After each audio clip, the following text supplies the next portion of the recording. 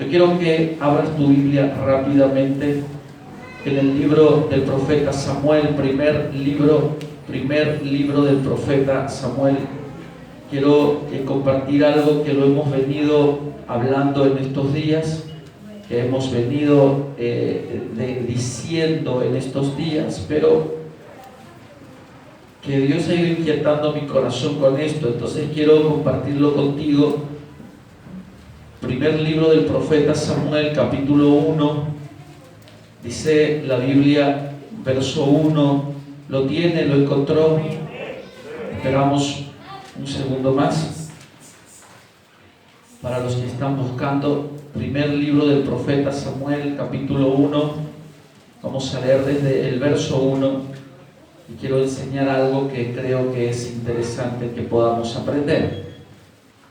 En el verso 1 dice lo siguiente: hubo un varón de Ramataim, de Sofim, del monte de Efraín, que se llamaba Elcana, hijo de Jeroam, hijo de Eliú, hijo de Tou, hijo de Suf, efrateo. Y tenía él dos mujeres, el nombre de una era Ana y el de la otra Penina. Y Penina tenía hijos, mas Ana no los tenía.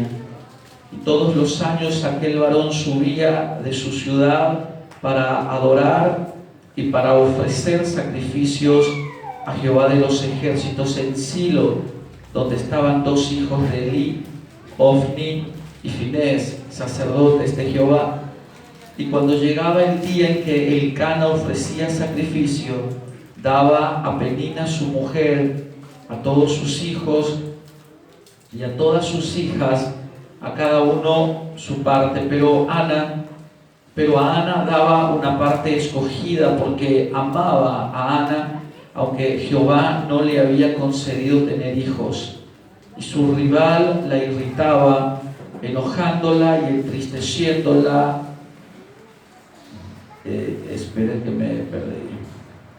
Y su rival la irritaba, enojándola y entristeciéndola, porque Jehová no le había concedido tener hijos. Así hacía cada año cuando subía a la casa de Jehová, la irritaba así, por lo cual Ana lloraba y no comía. Y Elcana, su marido, le dijo: Ana, ¿por qué lloras? ¿Por qué no comes? ¿Y por qué está afligido tu corazón? ¿No te soy yo mejor que 10 hijos? Y se levantó Ana después que hubo comido y bebido en Silo, y mientras el sacerdote Elí estaba sentado en una silla junto a un pilar del templo de Jehová, ella con amargura de alma oró a Jehová y lloró abundantemente, e hizo voto diciendo: Jehová de los ejércitos, si te dignares mirar a la aflicción de tu sierva, y te acordares de mí y no te olvidares de tu sierva, sino que dieres a tu sierva un hijo varón, yo lo dedicaré a Jehová todos los días de su vida, y no pasará navaja sobre su cabeza. Mientras ella oraba largamente delante de Jehová, Elí estaba observando la boca de ella, pero Ana hablaba en su corazón, y solamente se movían sus labios y su voz no se oía. Y Elí la tuvo por ebria. Entonces le dijo Elí: ¿hasta cuándo estarás ebria? Digiere tu vino. Y Ana le respondió diciendo: no, Señor mío, yo soy una mujer atribulada de espíritu, no he bebido vino ni sidra, sino que he derramado mi alma delante de Jehová. No tengas a tu sierva por una mujer impía, porque por la magnitud de mis congojas y de mi aflicción he hablado hasta ahora. Elí respondió y dijo: ve en paz, y el Dios de Israel te otorgue la petición que le has hecho. Y ella dijo: halle tu sierva gracia delante de tus ojos. Y se fue la mujer por el camino, y comió, y no estuvo más triste. Y levantándose de mañana, adoraron delante de Jehová, y volvieron, y fueron a su casa en Ramá. Y Elcana se llegó a su mujer, y Jehová se acordó de ella. Y aconteció que al cumplirse el tiempo, después de haber concebido Ana, dio a luz un hijo y le puso por nombre Samuel, diciendo: por cuanto lo pedí a Jehová. Solamente hasta allí. Es algo que hemos venido hablando en estos días. Quiero que usted entienda esto que vamos a hablar. La palabra de Dios nos sitúa en esta historia el nacimiento de uno de los más grandes profetas que hubo en Israel, que fue juez sobre la nación de Israel, como lo era el profeta Samuel. La Biblia dice que en ocasiones el profeta Samuel era movido por Dios, por la voz de Dios, y el profeta entraba a algunas regiones, a algunas ciudades, y los ancianos de aquel lugar salían a recibirle y le decían: ¿es pacífica tu venida o has venido en son de guerra? Es decir, que el profeta Samuel tenía tanta autoridad que podía determinar la guerra, la caída o la destrucción de territorios. El profeta Samuel se convierte en un personaje temido en aquella época. Era el juez, se lo consideraba como un juez ambulante. Él andaba por los lugares emitiendo juicios y sentencias inspirados por el Espíritu. La gente venía a él y le consultaba lo que Dios decía, y el profeta determinaba, sea bueno o sea malo, lo que Dios había dicho. Y entonces la gente le tenía temor. Ahora, la palabra del Señor dice en esta ocasión, la palabra del Señor dice que el profeta aún no había nacido, hijo de un papá y de una mamá. La mamá se llamaba Ana, la cual usted ya sabe, estaba imposibilitada de tener hijos, no podía, eso dice la Biblia. Pero la palabra de Dios dice que el esposo, el papá de Samuel, la Biblia lo llama Elcana. Elcana, la palabra Elcana significa Él es, o Jehová es el creador. Y quiero explicar esto porque entonces aquí se pone interesante la idea. La Biblia dice que la palabra Elcana significa Él es el creador. Yo he estado investigando un poquito por qué le pusieron ese nombre a esta persona. Los nombres no eran accidentales en la Biblia. Los nombres no se heredaban, sino que los nombres nacían generalmente de situaciones o experiencias que las personas vivían. De aquella experiencia nacían hijos, y a los hijos se los llamaba en base a la revelación que ellos habían obtenido de parte de Dios. Entonces, una experiencia les dejaba a ellos el testimonio de la intervención de Dios. Pasaban enfermedades, pasaban problemas, pasaban crisis, y de esas crisis nacían experiencias que luego se convertían en el nombre de alguna persona. Por ejemplo, el proceso que vive Abraham, 20 años esperando el nacimiento de un hijo, eso dice la Biblia. Dios se lo había prometido y habían pasado 20 años y el cumplimiento no llegaba, hasta que un día el hijo llegó. Y después de aquel arduo proceso de espera, de sufrimiento y de muchas lágrimas, el hijo de Abraham se llamó Isaac, que quiere decir risa o alegría. Y entonces el resultado de aquel largo proceso les sirvió a ellos para marcar la generación que venía. Y así aparece, dice la Biblia, Isaac como resultado de un proceso duro que les toca vivir a Abraham y a su esposa. Ahora, Elcana no era distinto. Elcana nace de una intervención de Dios. Dios interviene soberanamente en la familia, hace algo que la Biblia no lo registra, no lo cuenta, pero algo pasó. Y la Biblia nos dice que de aquella situación nace un niño. Y a ese niño le ponen por nombre Elcana, que quiere decir Él es el creador, o Jehová es el creador.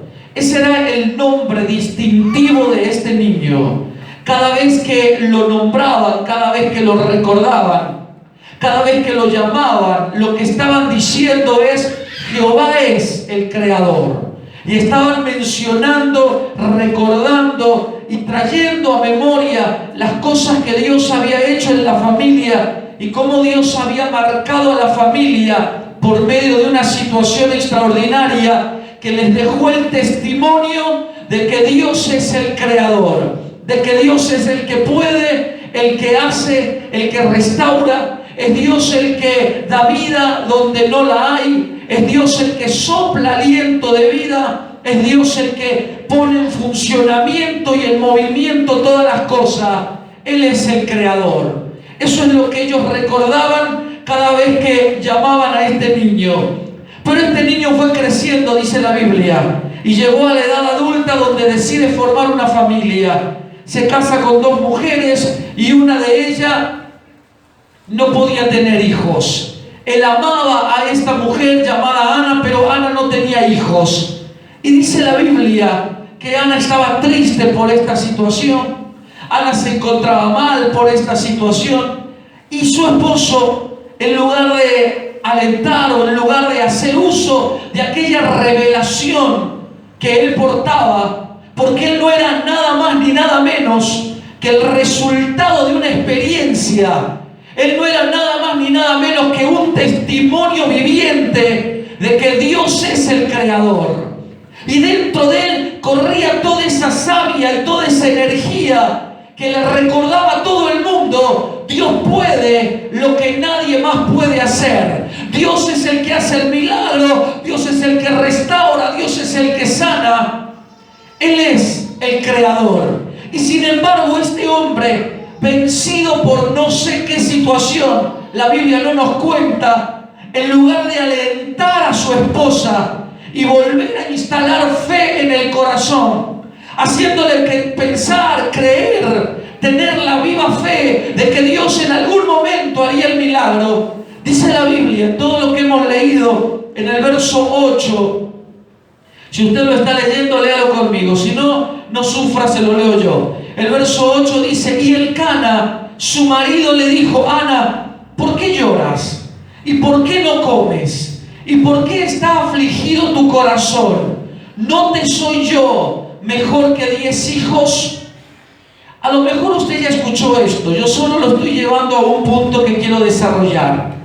La Biblia dice que este hombre entró en un estado de muerte o de letargo, en el que aquella revelación que acompañó su vida por no menos de 30 años, porque los hombres se casaban a los 30 años en la antigüedad, porque se consideraba que los 30 años ya era un estado adulto y podían asumir responsabilidades. Entonces Elcana no tenía menos de 30 años, y por 30 años lo acompañó una revelación que lo siguió por todas partes, diciéndole: Jehová es el creador, Dios es el que puede, Dios es el que da vida, Dios es el que sopla aliento y restaura, recupera, rejuvenece y pone lo que ya no hay, y pone funcionamiento y movimiento sobre las cosas que están paralizadas. Pero por alguna extraña razón, este hombre pierde la revelación.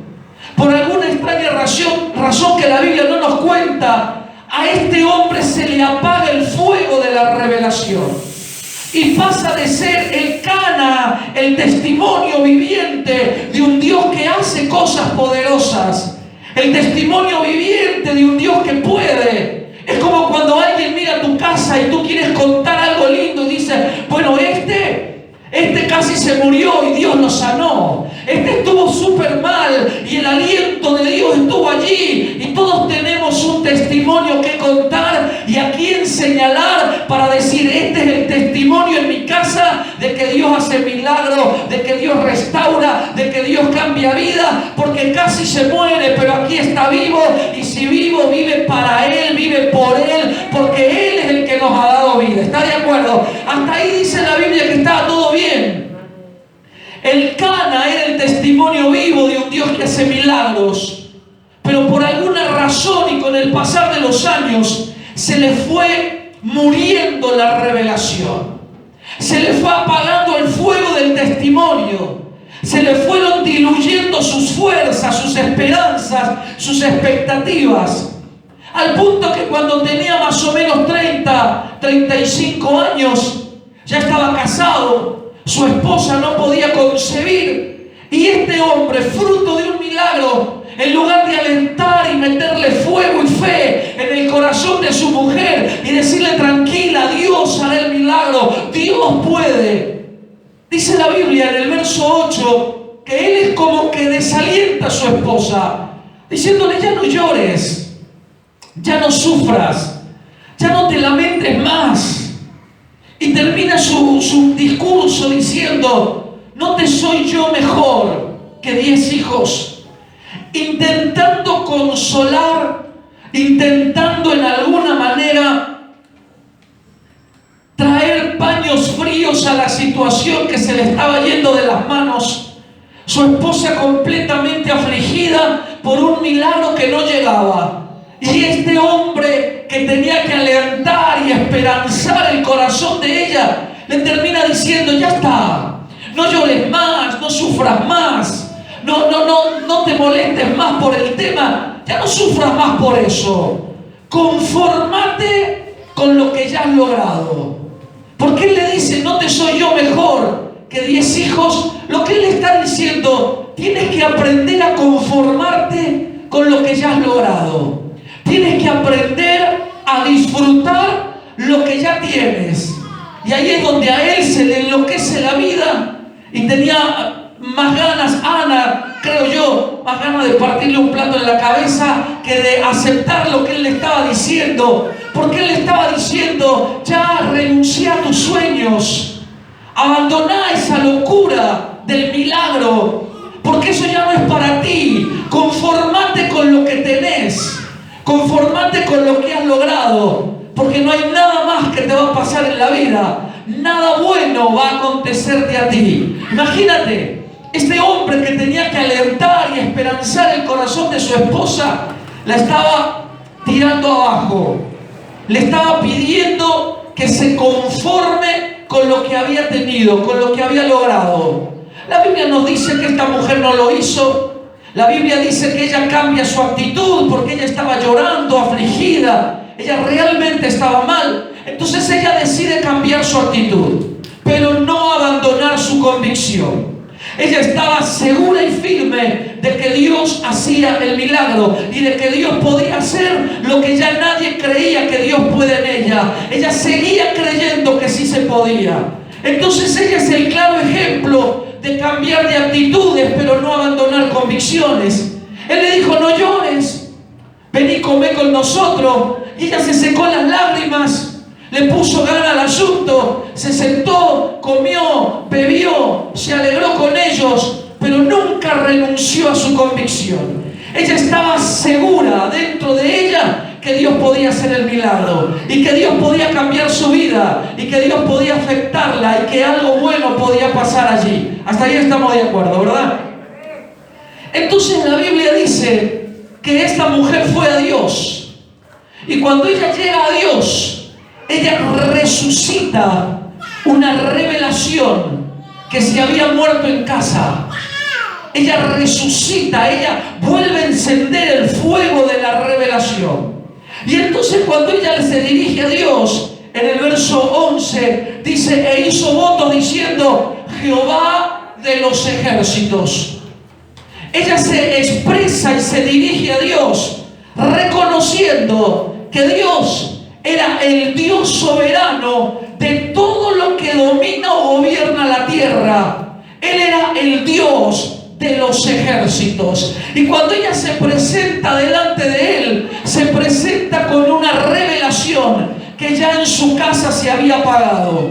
Una revelación que se había diluido con el paso del tiempo. Una revelación que la prueba, la lucha, la enfermedad, la escasez, los golpes de la vida fueron quebrando. Y antes el Cana tenía la revelación, y él donde se plantaba era un testimonio vivo de que Dios hace milagros. Pero de pronto, con el pasar de los años, la revelación se pierde, y este hombre que tenía la revelación se vuelve el sepulturero de su familia, desalentando y desesperanzando a otros, diciéndole: no crean cosas raras, los milagros ya no existen, Dios no puede hacerlo, confórmate más bien con lo poco que has logrado. Y allí estaba el Cana, un hombre que tuvo fe, un hombre que era producto de un milagro, estaba desalentando el corazón de otros. Evidentemente la revelación había muerto,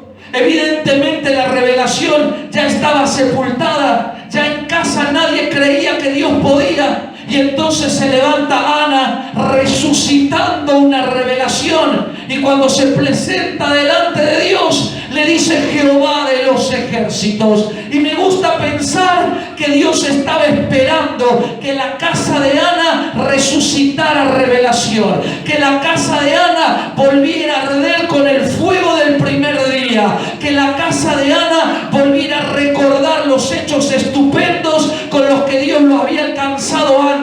Y aunque el paso del tiempo y las luchas actuales habían apagado la memoria del Cana, Ana se levanta para recordar que Jehová es Jehová de los ejércitos, que Jehová es el Dios que gobierna y domina sobre todo. A lo mejor tu casa fue alcanzada por un milagro, a lo mejor tú eres el producto de un milagro, a lo mejor tú miras para atrás y dices: yo me acuerdo que mis abuelos, yo me acuerdo que mis tíos, yo me acuerdo que mis padres vivieron cosas de las que Dios nos sacó. Y entonces pasaron los años, pasaron los meses, pasaron las décadas, y esa revelación y ese fuego que produce el milagro se fue apagando dentro de tu casa. Señores, yo creo y sé que Dios está levantando gente en este tiempo como Ana, que empiecen a resucitar la revelación que un día les alcanzó en casa. Gente como Ana que empiecen a desempolvar las viejas experiencias, y cuando se presentan delante de Dios no lo hacen con derrota, con fracaso, no lo hacen con lástima o llorando su tragedia, sino que se presentan delante de Dios diciendo: tú eres Jehová de los ejércitos, el Dios que todo lo puede, el Dios que gobierna sobre todo lo creado. Apláudale a Jesús allí, apláudale a Dios allí.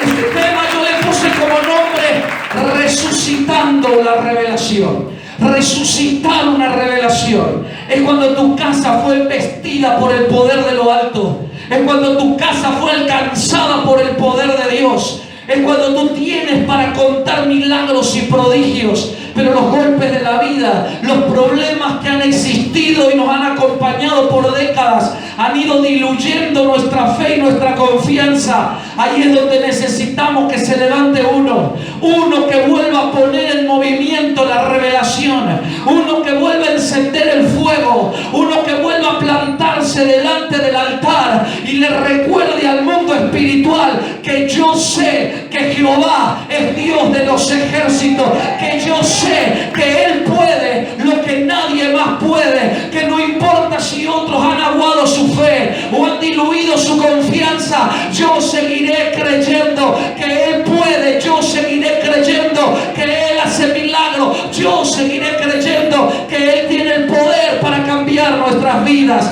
¿Está de acuerdo con eso? Entienda eso, ¿verdad? Apláudale a Jesús aquí. Denle glorias a Dios aquí.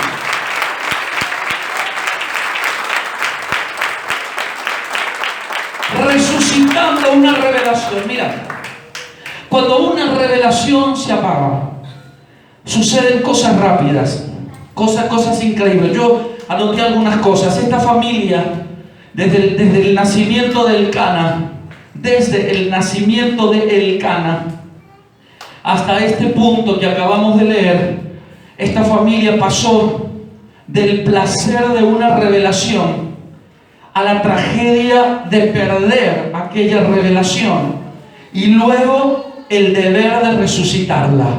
Entonces 3 etapas se marcan en la vida de esta familia. Primero, el placer de una revelación.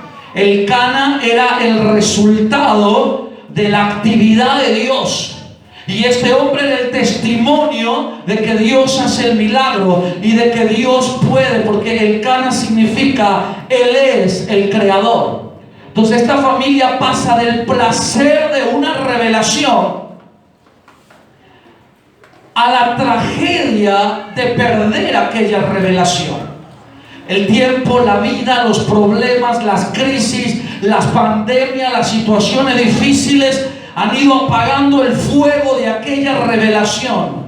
Y entonces el Cana pasa del placer de tener una revelación a la tragedia de perderla por causa de los problemas de la vida. Y tenían la obligación de resucitar aquella revelación. Entonces puse esto: esta familia pasó del placer de una revelación a la tragedia de perderla y luego tener que resucitarla. 3 etapas se marcan en esta historia, 3 etapas que nos acontecen a todos. Todos tenemos experiencias. Todos decimos: un día Dios vino a mi vida y cambió mi vida. Un día Dios vino a mi vida e hizo tal cosa. Un día Dios sanó mi familia, un día Dios sanó mi casa, un día Dios restauró, un día... Todos tenemos una experiencia. El problema es que las luchas y los problemas de la familia han ido diluyendo nuestra fe y nuestra confianza. Y pasamos del placer de una revelación, pasamos del placer de una revelación a la tragedia de haberla perdido y luego a la obligación de resucitarla. Y entonces usted y yo necesitamos resucitar. Y a lo mejor a ti te toca estar en el punto neurálgico de tu familia, en donde te toca resucitar una revelación, resucitar el testimonio. Tú no eres accidental ni casual. Tú eres aquel que puede poner en movimiento todas esas fuerzas que acompañaron tu familia, pero que se perdieron por alguna extraña razón. Entonces tú te levantas y dices: por el testimonio de mi casa, por la experiencia que mi casa ha vivido, por todo lo que Dios ha hecho con nosotros, yo me levantaré a seguir creyendo que Jehová es Dios de los ejércitos, que Él gobierna sobre todo, que Él domina y que Él tiene el poder para cambiar mi vida, mi casa, mi historia, mi familia. ¿Está de acuerdo? Entonces pasan cosas, vamos rápido con esto. Pasan cosas cuando perdemos la revelación. Lo primero, nos agarra el conformismo. Quiero enseñarte esto porque esto es interesante para lo que, a lo que les gusta aprender. Dice la Biblia que el Cana, recuerde esto, Jehová es el creador.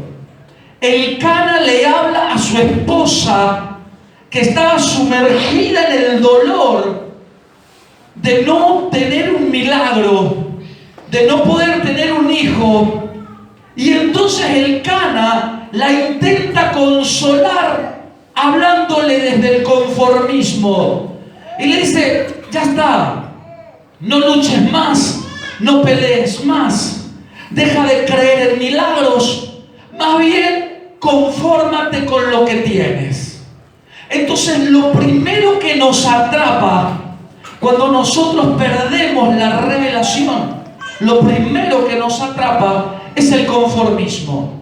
Es que en lugar de mirar lo que queremos alcanzar, miramos lo poco que tenemos y ya sentimos saciedad. Y ya sentimos esa cosa de que bueno, ya está. Si tengo, si puedo, ya está. Me conformo, me contento, me alegro y disfruto lo que tengo. Y lo que viene, bueno, mejor me bajo del sueño loco de creer que Dios me lo dará. Mejor no creo nada. Mejor me conformo con lo que yo ya tengo. ¿Estás de acuerdo con eso? Mira, el conformismo estorba lo que Dios te quiere dar. Lo estorba. Porque ya te acomodas con lo que tienes. Porque ya se resuelve dentro tuyo esa constante búsqueda por avanzar. Y tú ya estás conforme, ya estás tranquilo, ya sientes que la situación está resuelta y entonces, ¿qué es lo que haces tú? Te conformas. Si existe algo que ha traído como consecuencia la falta de una revelación, la falta de tener una revelación. Mira, yo he visitado congregaciones, familias, casas que han tenido la buena experiencia de haber visto a Dios en acción, de que te pueden contar un testimonio, te pueden hablar un milagro, te pueden decir las cosas con exactitud de aquello que Dios ha hecho con ellos, y que no hay razón para dudarlas, porque tú dices, o fue Dios, no hay otra, porque Dios hizo desaparecer un cáncer, porque Dios guardó en un accidente, porque las sentencias de muerte cayeron, y tú dices, eso solo lo pudo haber hecho Dios. Pero tú los miras actualmente y dices, ¿qué pasó con ustedes? ¿Cómo ese Dios que se les reveló hoy no tiene el mismo ímpetu? Una de las primeras manifestaciones de haber perdido la revelación es el conformismo. Es gente que mira su metro cuadrado y está conforme con lo que tiene, y está conforme en lo que ha logrado, como lo ha logrado. Ellos están felices allí porque, bueno, perdieron la revelación, perdieron el fuego, perdieron el ímpetu, y hay cosas que se fueron diluyendo en ellos y no tienen la energía del primer día para seguir luchando. Entonces lo primero que ocurre es el conformismo. Cuando tú caes en el conformismo es porque se te perdió la revelación. Está acá, ¿verdad? Cuando tú caes en el conformismo, cuando te da exactamente lo mismo lograrlo o no, de hecho has encontrado placer en las condiciones en las que hoy te encuentras y has dejado de creer que algo bueno pasará contigo, eso se llama conformismo. Eso se llama, bueno, ya estar allí, ¿verdad? La Biblia dice que no nos debemos conformar, sino que nuestro espíritu insaciable siempre quiere más de Dios, porque sabe que de Dios es una fuente inagotable y de Él viene todo. Entonces tú limitas a Dios creyéndote que a lo mejor no puede venir, que a lo mejor no te puede suceder, que a lo mejor eso lindo que tu mente imagina nunca lo vas a lograr o nunca lo vas a alcanzar. Lo primero que atrapa a una persona que perdió la revelación, el fuego de la revelación, es el conformismo. Las personas se habitúan, se acomodan y ya no luchan, ya no pelean, ya no miran hacia adelante, sino que solamente se entretienen en su metro cuadrado y disfrutan las pequeñas cosas sin sabores, las pequeñas cosas que ni gusto tienen, pero ellos se sienten lindos allí, ¿verdad? Entonces, el conformismo es uno de los principales grandes problemas que enfrenta la persona que perdió la revelación, que perdió el fuego de la revelación. Eso le estaba pasando a Elcana. Elcana estaba manifestando lo peligroso de perder una revelación, el fuego de una revelación. Primero, el conformismo. Segundo, dice la Biblia, la esterilidad. La esterilidad, y no estamos hablando de la incapacidad de tener hijos, estamos hablando de la esterilidad en todas las áreas espirituales de la vida. Cuando tú entras en esterilidad, la esterilidad es lo contrario a la productividad. Dejas de producir, dejas de crecer, dejas de avanzar. Cuando la esterilidad atrapa de alguna manera tu vida, eso, señores, no es otra cosa que la consecuencia de vivir sin el fuego de una revelación. ¿Está acá? Esterilidad es entrar en territorios improductivos. Esterilidad es dejar de crecer, es dejar de avanzar. Es que las metas que tenía ya no las tengo, porque las veo tan lejanas que pienso que ¿para qué perder el tiempo? ¿O para qué seguir creyendo que algo bueno va a pasar conmigo? Más bien creo que tengo que vivir la vida y vivo lo que tengo, y lo que tengo no es nada, porque Dios tenía planes mayores. La esterilidad tiene que ver con improductividad. Cuando tú te vuelves inútil, cuando tú empiezas a perder la habilidad o la capacidad de extenderte, de capacidad de avanzar, de proyectar, porque hoy puedes estar parado en 1 metro cuadrado, pero tu espíritu te hace saber que lo que viene es más grande que lo que has vivido, que lo que viene supera lo que has vivido, que lo que viene es más fuerte y es más poderoso, porque hay algo dentro mío que dice: un día esto se va a romper, un día mis cadenas van a caer, un día mis problemas van a ceder, un día el infierno va a retroceder, un día las hordas del diablo soltarán mi territorio, y entonces yo avanzaré de gloria en gloria y de triunfo en triunfo sobre esta tierra, porque hay algo dentro mío que me dice que yo estoy aquí para manifestar la gloria de Dios, para mostrar el poder de Dios. Aleluya, ¿está de acuerdo? La esterilidad es una de las consecuencias que atrapa a la persona que pierde el fuego de la revelación. Cuando a ti se te revela algo, eso forma parte de tu vida. Entonces, a mí se me reveló que Dios funciona. A mí se me reveló que Dios sana. Toda revelación te empuja al campo de batalla.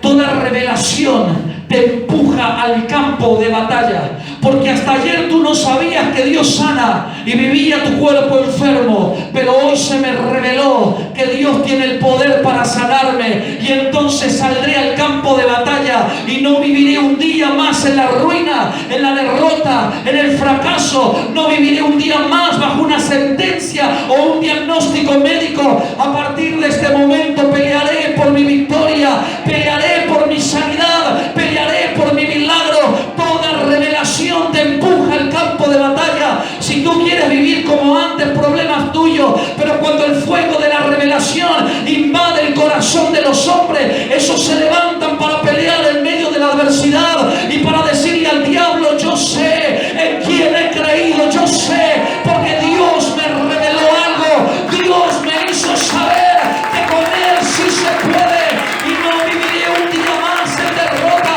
no viviré un día más en cautiverio, no viviré un día más atado a los problemas. Yo caminaré en gloria, yo caminaré en victoria. ¿Está de acuerdo? Entonces la esterilidad, es lo que enseña la Biblia, es la consecuencia de haber perdido el fuego de la revelación. Cuando a ti se te revela algo, tú sales a pelear por eso, porque se te reveló, porque lo entiendes, porque cayeron las vendas de tu entendimiento, y hoy estoy comprendiendo que Dios me dio victoria, que Dios puede. El apóstol Pablo dice: a libertad os llamó el Señor. ¡Wow! No os hagáis esclavos de los hombres. Y cuando a ti se te revela eso, tú sabes que lo puedes vivir en cautiverio, que lo puedes vivir en esclavitud, que lo puedes vivir diciéndole a todo el mundo: es que no puedo, es que no sé si lo voy a lograr, es que yo creo que nunca voy a poder salir de este problema. El apóstol Pablo decía: todo lo puedo en Cristo que me fortalece. Porque cuando a ti se te revela algo, algo dentro tuyo empieza a rugir, algo dentro tuyo se revela contra la oposición que estás enfrentando, y le hace saber al diablo que hasta ayer yo estaba en completa oscuridad, pero hoy entendí que Dios está conmigo, y si Él está conmigo, yo avanzaré en victoria y avanzaré en gloria sobre esta tierra. ¿Está de acuerdo? Entonces, hay cosas que nos pasan cuando perdemos la revelación, el fuego de la revelación. Lo primero dijimos el conformismo. Lo segundo dijimos la esterilidad. La esterilidad no es otra cosa que improductividad. Gente improductiva, gente que no prospera, gente que no avanza, gente que no logra resultados, gente que no cambia o no logra los cambios, alcanzarlos o sostenerlos. La esterilidad en todas las áreas de su vida. Esterilidad espiritual. No logran, no pueden. Y eso es una verdadera tragedia. Ahora, el verso 11, y voy avanzando rápido con esto, porque la hora nos está ganando. Verso 11, dice la Biblia: e hizo votos. Está hablando de Ana, esta mujer. E hizo voto diciendo: Jehová de los ejércitos, si te dignares mirar a la aflicción de tu sierva, y te acordares de mí, y no te olvidares de tu sierva, sino que dieres a tu sierva un hijo varón, yo lo dedicaré a Jehová todos los días de su vida, y no pasará navaja sobre su cabeza. Entonces, a mí me gusta hablar de las ventajas o desventajas. Siempre trato de hacer un paralelo allí y entender qué se gana cuando lo haces y qué pierdes cuando lo haces o cuando lo dejas de hacer. Y entonces la Biblia dice que vivir sin el fuego de la revelación produce dos grandes impactos en la persona. Y lo primero es el conformismo y lo segundo es la esterilidad. Pero vivir bajo la revelación, porque hay algo que Ana resolvió. Y lo que esta mujer resolvió es no vivir un día más sin revelación. No vivir un día más sin el fuego, sin el ímpetu o la energía que te produce una revelación. Porque cuando tú conoces a Dios y se te reveló a ti lo que Dios es capaz de hacer, no te dejas convencer por las voces humanas que te dicen que no se puede. Aunque tengas sentencias sobre tu cabeza, aunque todos los médicos y los jueces y las autoridades de la tierra hayan decretado sobre ti tu muerte, cuando a ti se te revela quién es Dios, tú sabes que aún de la misma muerte el Señor te puede levantar, y aún de la misma derrota o tragedia Dios puede meter su mano y sacarte del polvo de la derrota y sentarte en el trono de la victoria. Dios puede ponerte allá arriba, porque eso es Dios para nosotros, pero necesitamos caminar en una revelación. Me impacta la Biblia cuando cuenta de la manera en la que esta mujer ora. Y esta mujer dice cosas como, por ejemplo, si me dierais un hijo varón. Escucha, a esa instancia, una persona, usted o yo, le diríamos a Dios, mira, dame lo que sea, pero dame. Como venga, yo lo agarro igual. Porque nosotros tenemos incorporado en nuestra mente algo que nos lleva a conformarnos con poco, con nada, no importa, nos conformamos. Esta mujer en la revelación que obtuvo, supo negociar con Dios. En la revelación que ardía en su corazón, ella se presenta delante de Dios y le dice, vengo a pedirte que me des un hijo. Pero ojo, yo no quiero cualquiera. Yo quiero un hijo varón. Dice la Biblia que el sacerdocio para este momento estaba en completa decadencia. El sacerdocio era un desastre. En este momento de la historia, los sacerdotes eran dos muchachos que se llamaban Ofni y Finés, hijos del sacerdote Elí. Y todo el sacerdocio estaba corrompido, viciado, hacían con cualquier cosa estos muchachos.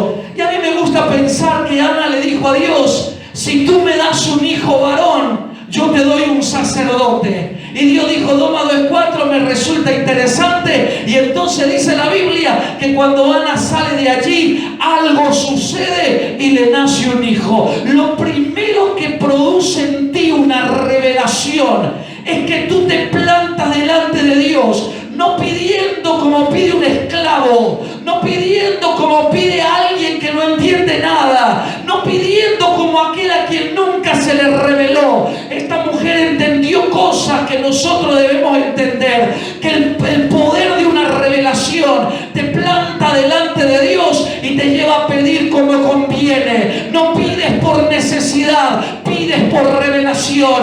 No pides un pedazo de pan, pides lo que Dios tiene preservado para ti, pides lo que Dios ha guardado para tu vida. Cuando así a ti se te revela, no vamos al altar por necesidad, nos plantamos delante de Dios y decimos como dijo Ana, si me das un hijo varón, yo te lo entrego como sacerdote, yo voy a velar por él, yo voy a orar por él, yo lo voy a conducir en tus caminos y él será tuyo hasta el último día de su vida. Cuando a ti se te revela, no corres al altar por necesidad, no corres al altar pidiendo lo que te hace falta, tú corres al altar diciéndole a Dios, esto es lo que yo quiero, esto es lo que yo necesito, y si tú lo haces conmigo, yo entregaré mi casa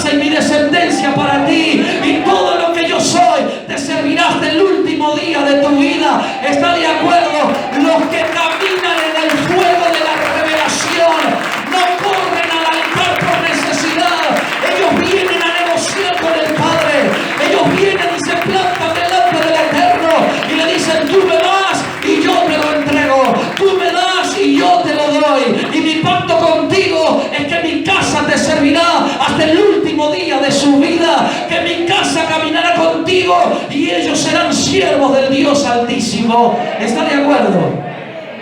Si algo pierdes cuando se te revela, es que dejas de pedir por necesidad. Porque si hubiese sido por necesidad, esta mujer le hubiese dicho a Dios: mándame un hijo, como venga, pero mándamelo, porque yo lo necesito y punto. Sin embargo, ella dijo: no, yo quiero que sea un hijo varón, y yo te lo voy a entregar como sacerdote, y voy a hacer lo que tengo que hacer para que Él te sirva a ti, para que Él sea tuyo, para que Él camine en tu presencia y para que lo uses como a ti se te da la gana. ¿Está de acuerdo con eso? Entonces, si hay algo que perdemos cuando nos llega la revelación, si hay algo que perdemos, es esa oración por necesidad. Oración por necesidad, todo lo hemos hecho. Todos hemos pasado por el altar de Dios y venimos a pedirle a Dios migajas porque venimos a pedir por necesidad. Por necesidad. Un día un niño judío, descendiente directo de la tribu de Leví, ya este muchacho se la sabe toda, un niño de aproximadamente 6 o 7 años, me dijo a mí: ¿por qué la gente llora? Y yo le dije: bueno, porque hay tristeza, porque le están pidiendo a Dios algo. Y me dijo: ¿acaso no saben que Dios no se mueve por necesidad? Cuando me dijo eso, un niño de 6 años, yo entendí lo que me estaba diciendo. Le puse el corazón a lo que me estaba diciendo. Yo dije: tienes razón. Tenemos que aprender tanto y enseñar tanto todavía. Este niño me dijo a mí que Dios no se mueve por necesidad. Y yo aprendí, señores, que nosotros hacemos oraciones por necesidad. Y nos presentamos delante de Dios y le decimos: por favor, dame, porque lo necesito, y dame, y derramamos nuestro corazón. Esta mujer, cuando le habla a Dios, le dice: dame, pero dame un hijo varón, dame un hijo varón. Dice la Biblia que ella le pidió cosas a Dios que se pierden cuando a ti se te revela. Ella dice: Jehová de los ejércitos, si te dignares mirar la aflicción de tu sierva. Quiero ir rapidísimo con esto. Ella lo primero que le presenta a Dios es: mira la aflicción de tu sierva. Mira la aflicción de tu sierva. Lo primero que ella atrajo fue la mirada de Dios. Entonces, cuando tú te mueves en una revelación, tu oración no es accidental, tu oración no es miserable, tu oración no pide migajas, tu oración captura la atención de Dios. No sé si eso te interesa, a mí me interesa. A mí me interesa saber que Dios me mira cuando yo me muevo en el fuego de la revelación. Entonces esta mujer le dice a Dios: si te dignares mirar la aflicción de tu sierva. Entonces, si algo se logra cuando te mueves en el fuego de la revelación, es que Dios te mire. ¿Está acá? ¿Está entendiendo? ¿Qué logras cuando se te revela algo y con eso vas a Dios? Logras llamar la atención de Dios y los ojos de Dios se posan sobre ti. La Biblia dice que Jesús un día iba caminando, una multitud de más o menos 30,000 personas, 30,000 personas seguían detrás de Él. La gente cantaba, la gente celebraba, alcanzada por el Espíritu Santo. La gente hablaba en lengua, la gente decía cosas. Era una euforia, era una fiesta. Había cosas lindas que estaban pasando allí. Y en medio de todo eso, un hombre que era ciego empezó a gritar: Jesús, Hijo de David, ten misericordia de mí. Y eso atrajo la atención de Jesús. Y dice la Biblia que Jesús lo miró, que Jesús lo hizo llamar, que Jesús le dijo: ¿qué quieres que haga por ti? Que Él pidió su milagro y que Jesús lo sanó. es que cuando tú te mueves en el fuego de la revelación, tú logras capturar la atención de Dios. ¿Está de acuerdo con eso? Voy rápido. Si te dignares mirar a la aflicción de tu sierva y te acordares de mí. Mira, lo segundo que se logra es que Dios haga memoria de ti. Que Dios te mire y diga: este es mi hijo, este yo lo conozco, este yo sé quién es. Señores, no hay nada más triste que encontrarse en aflicción y que no te conozca nadie. Pero lo más lindo es cuando en medio de la aflicción hay uno que te dice: yo te conozco, yo sé quién eres tú. Y ese te abre puertas y te saca del conflicto. Señores, esta mujer le dice a Dios, por causa de la revelación: acuérdate de mí. Porque si hay algo que llama la atención de Dios y que hace que Dios se acuerde de los suyos, es el fuego de la revelación. ¿Te vas a acordar de eso? Vamos rápido. Y te acordares de mí, y no te olvidares de tu sierva, sino que dieres a tu sierva un hijo varón. Yo lo dedicaré a Jehová todos los días de su vida, y no pasará navaja sobre su cabeza.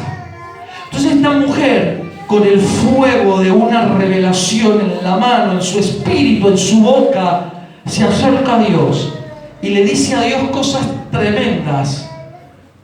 Y tú sigues el relato que lo hemos leído. Dios le concede a ella lo que ella estaba pidiendo.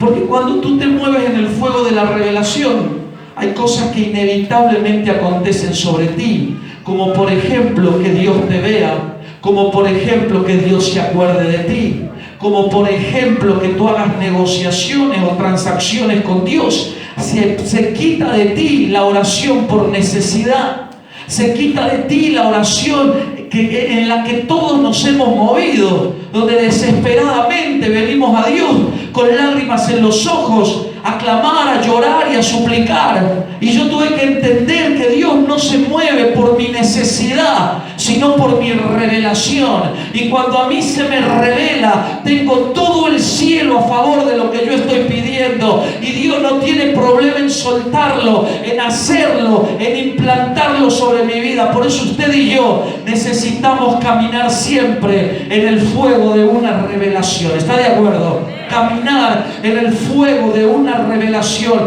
A lo mejor tu casa vio nacer una revelación, una experiencia, un testimonio, pero los problemas de la vida fueron apagando esto. Tú tienes la obligación de resucitar una revelación.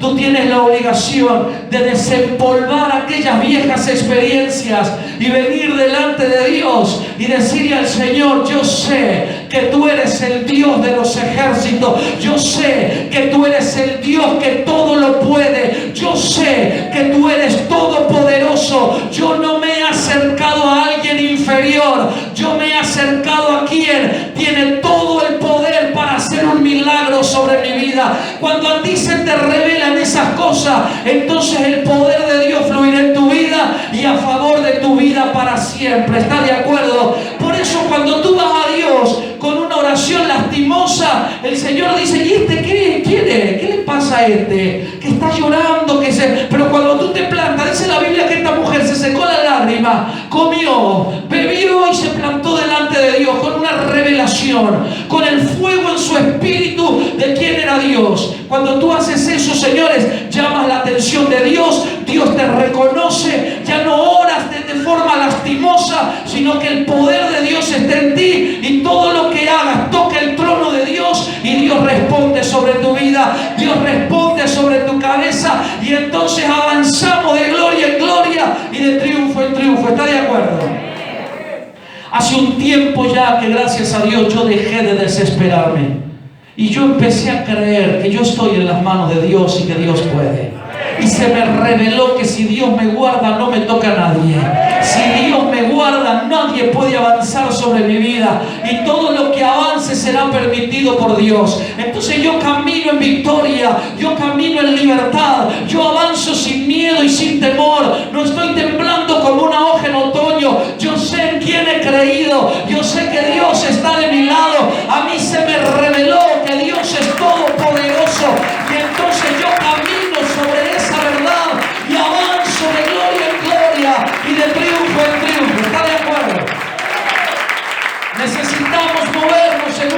revelación mayor. Necesitamos desempolvar el fuego de aquellas viejas experiencias donde Dios alcanzó nuestras vidas y las transformó para siempre. Por eso allí donde estás, quiero que cierres tus ojos por un momento. Cierra tus ojos por un instante. Ciérralos allí. Ciérralos. Solo un minuto, ya nos vamos. Cierra tus ojos. Piensa por un momento. A lo mejor, como dijimos, la revelación llegó a tu casa, el fuego llegó a tu casa, pero se te apagó por los problemas de la vida.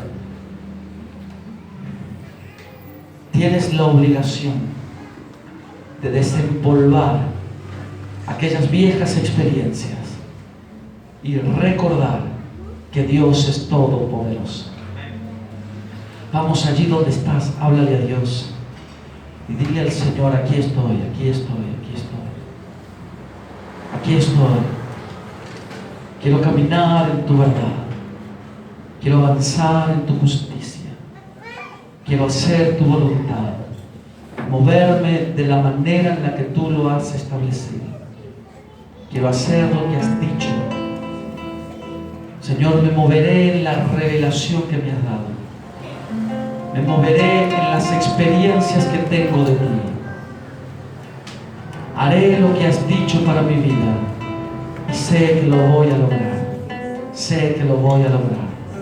Sé que me levantaré y veré tu gloria. Sé que me levantaré y alcanzaré tu poder sobre mi vida. Yo sé que sí, yo sé que sí. Señor, oramos sobre esta palabra, creyendo que no volverá vacía, no volverá vacía, sino que cumplirá el efecto por la cual hoy ha sido enviada. Creemos, oh Dios, que esta palabra despertará el corazón de muchos, y muchos entenderán: si Dios es con nosotros, ¿quién contra nosotros? Y muchos sabrán que la revelación de Dios ha llegado sobre nuestras vidas, que Dios está con nosotros. Señor, te honramos, te damos a ti gloria y a ti honras. Te damos la alabanza y el poder. Todo es tuyo, todo es para ti, todo viene de ti. Y te damos gracias por eso, Padre, en el nombre poderoso de Cristo. Te damos gracias por eso.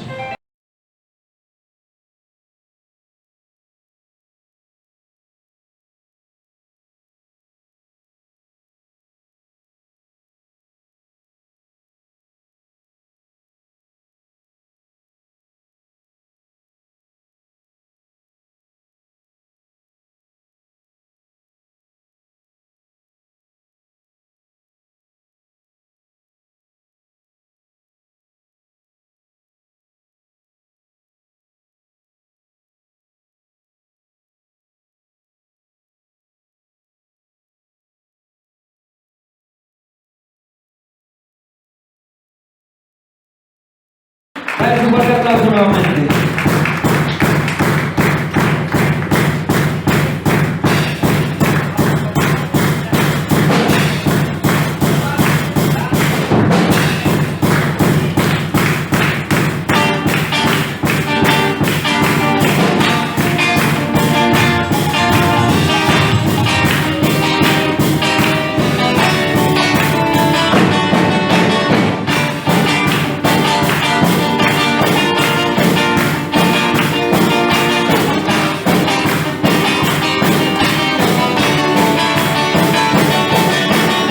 Ven, ven, ven, con